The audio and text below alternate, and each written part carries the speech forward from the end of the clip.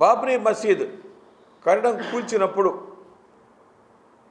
ఆయన డిబేట్ కనుక పార్లమెంట్లో ఎవరైనా చదివితే దాన్ని ప్రింట్ చేయిస్తాం, చదివితే మనకు తెలుస్తుంది ఎంత రాజకీయ విలక్షణమైనటువంటి పరిస్థితుల్లో మాట్లాడారనేటువంటిది.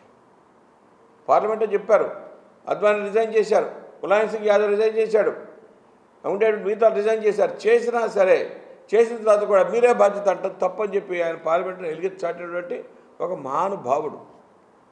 పార్లమెంట్ ఉభయ సభల్లోనూ ఆ రోజునటువంటి సిపిఎం, సిపిఐ మిగతా పార్టీలన్నీ కూడా వాటికి ఎండకట్టి పెట్టేటువంటిది. 92 కనుక ఒకసారి పార్లమెంట్ డిబేట్ చదివితే ఆ డిబేట్ చదివినప్పుడు తెలుస్తుంది రామ జన్మభూమికి చేసినటువంటి అవిరళ కృషి ఏదైతే ఉందో అద్వానీ గారు పక్కన చేస్తే పార్లమెంట్లో సమర్థించి సమర్థవంతంగా ఈ గుడి కట్టడానికి మూల కారణమైనటువంటి 1992 డిబేట్ ఆఫ్ అటల్ బిహారీ వాజ్పేయి.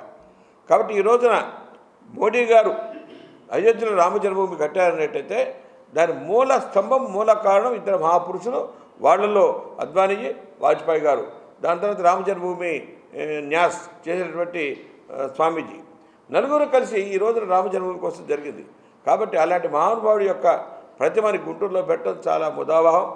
దాంతోపాటు ప్రజలకు స్ఫూర్తి. చాలామంది చేస్తున్నాం, చాలామంది విగ్రహాలు పెడుతున్నారు, స్ఫూర్తి ఏముంది? ఈయన చూస్తే ఒక స్ఫూర్తి రావాలి.